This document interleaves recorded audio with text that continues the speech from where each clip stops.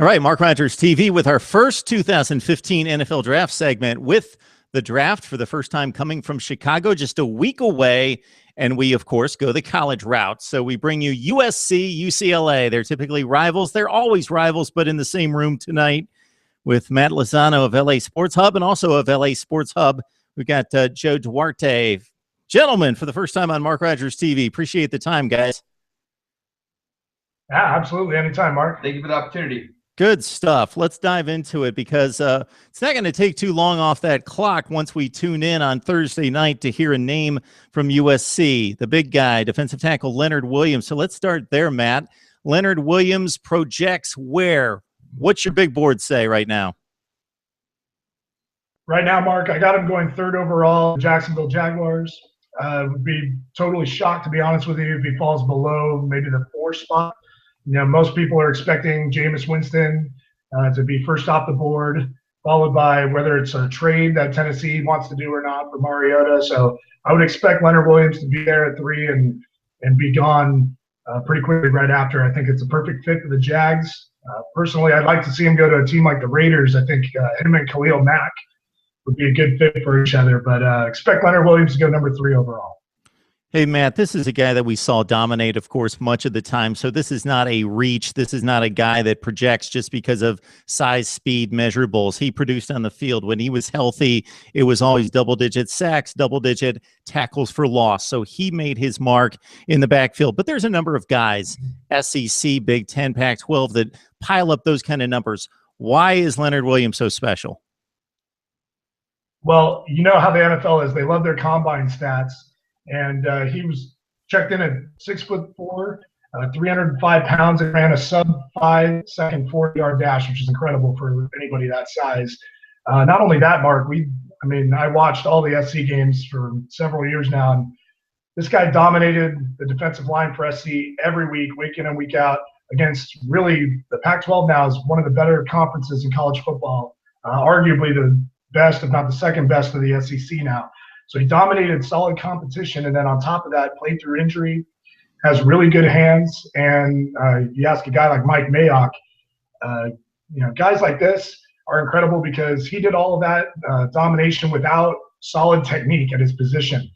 He's got good hands for a guy his size, but he was dominant and without great technique, meaning his ceiling is just as high as it can be.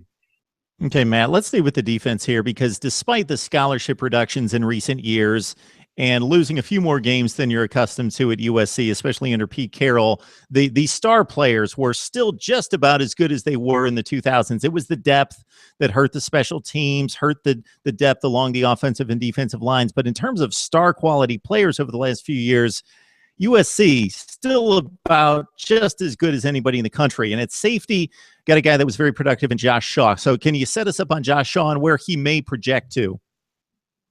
Oh, yeah. Well, a lot of you, as you might remember, Josh Shaw was involved in the incident before the season that claimed to basically have saved his nephew from drowning. Turned out to be completely fabricated.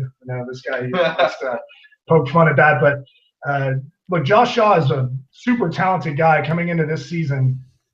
Was expected to be one of the better corners available for this year's draft, and then we just didn't get to see him much because of that incident. Having said that, he fits the prototypical size of the position now. He's 6 foot, 200 pounds, really long, athletic player, and he plays really just super high football IQ, and they pick that up basically the combines and everything. So really, he's ranked by most people to be somewhere between 5 through 8 at the cornerback position now. They don't think he can play safety necessarily in the NFL, even though he did play it at SC.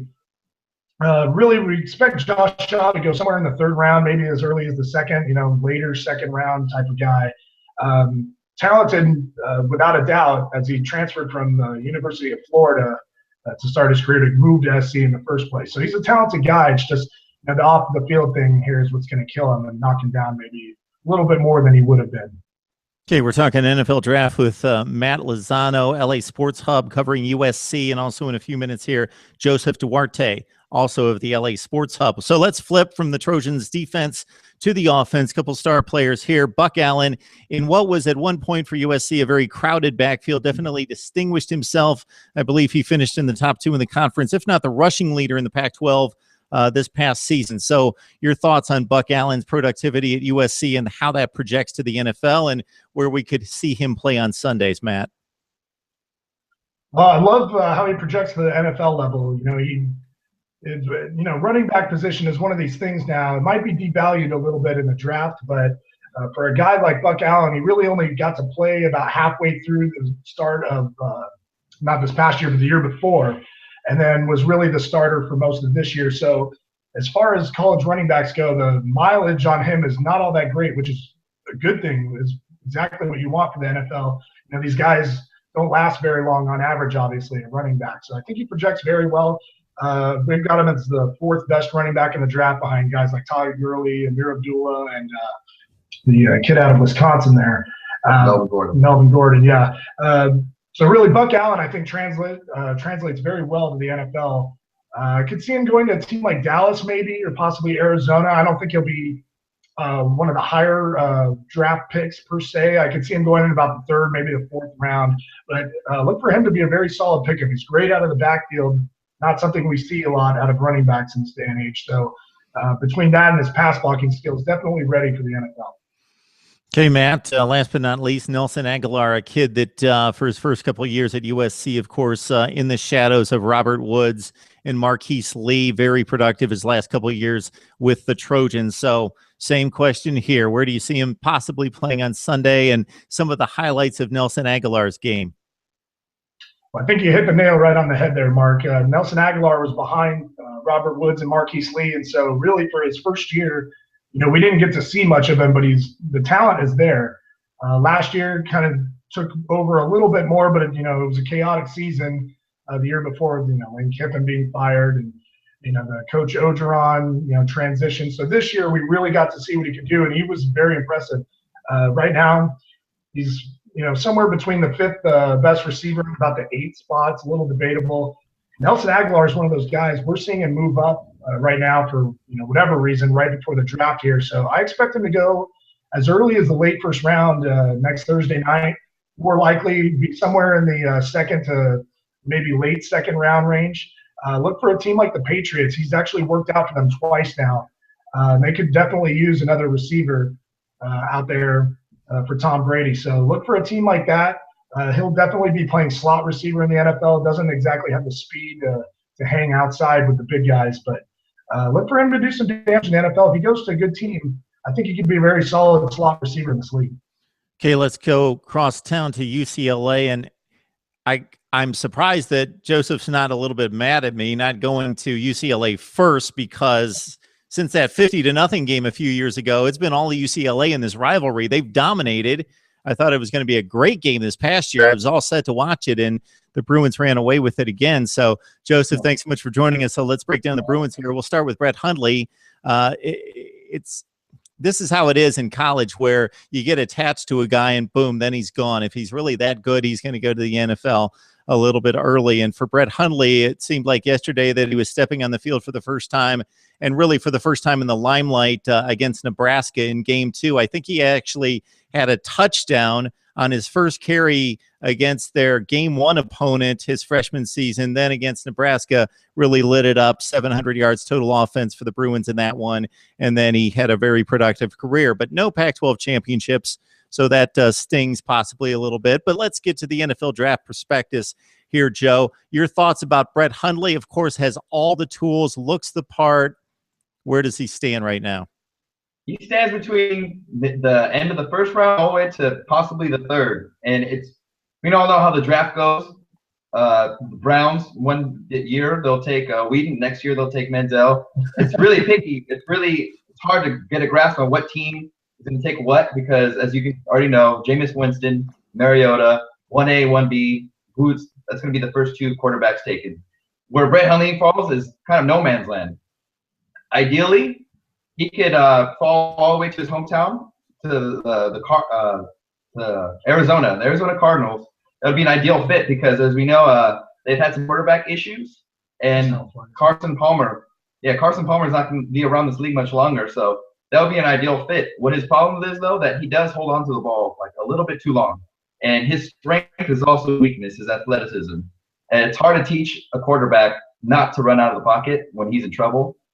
That's what we can – it's a passing league, yes, and we all like to fall in love with these running quarterbacks, but running quarterbacks don't really make it in this league, as you can tell. You can add Vince Young.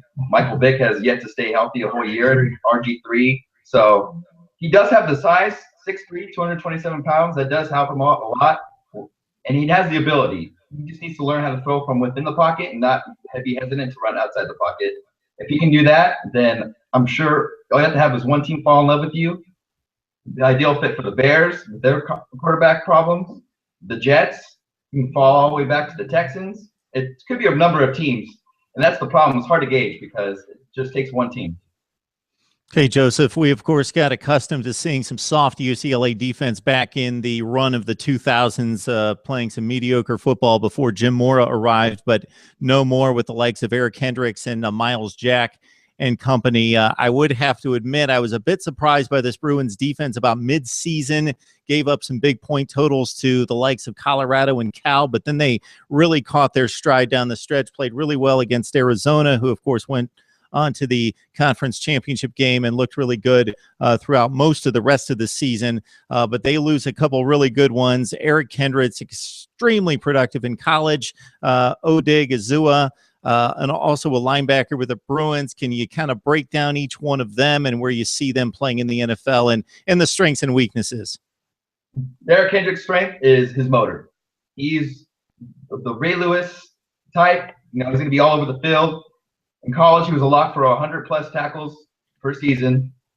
Team captain. He comes from a football lineage. His brother plays for the Eagles. His father played for UCLA as a running back as well, and also played in Canadian football. So it's kind of like the Matthews family, where it's just pedigree. He knows the game of football. He's a student of the game. He knows where to be. Inside linebackers have to be cerebral as well as athletic. So he has that. The only knock is he's only 6 foot. That could be a problem. Like, as you said, NFL, as you alluded to, NFL loves their measurements and their stats, but there's certain things you can't measure, which is intangibles, and he has that in spades. So ideally, he can go all the way. Huge fit. I can see him going to the late first round to the Green Bay Packers, because after losing their middle linebacker, they can AJ Hawk, he can do some help right there in that position. And Odighizuwa, as I alluded to earlier, he has the measurements. He's a combine freak. He's productive. He also benefited from playing alongside Miles Jack as well on the outside. But he looks to be somewhere in a 3-4 defense. So the Dallas Cowboys, who recently signed Hardy and lost him in the same offseason, they can look to benefit from drafting him in the late first round as well. Really good stuff, guys. We've got Matt Lozano, LA Sports Hub, and also of the LA Sports Hub for UCLA, Joseph Duarte. You guys are involved in a few other things, so help us where we can find you. Well, we both, believe it or not, as SC and UCLA fans, manage to coexist on a podcast. Inglorious Sports Podcast. We're on SoundCloud. And then Joe does help me from time to time. I do high school play-by-play broadcasts in the Southern California area down here. So we get to cover some good teams. We've got a lot of Division I recruits. La Habra High School is where one of the USC offensive linemen starters is from. They've been one of the better schools as of late. Hanging around here in Southern California, covering teams just like that for casportzone.com as well. Weather's nice down here. Yeah, you don't have to sell us on that, guys. No doubt about that. We got Matt, we got Joe representing USC, UCLA for the LA Sports Hub and some other outlets. Appreciate the time, guys. Really gave us some insight into next week's NFL draft. Thanks for having us, Mark. Thank you.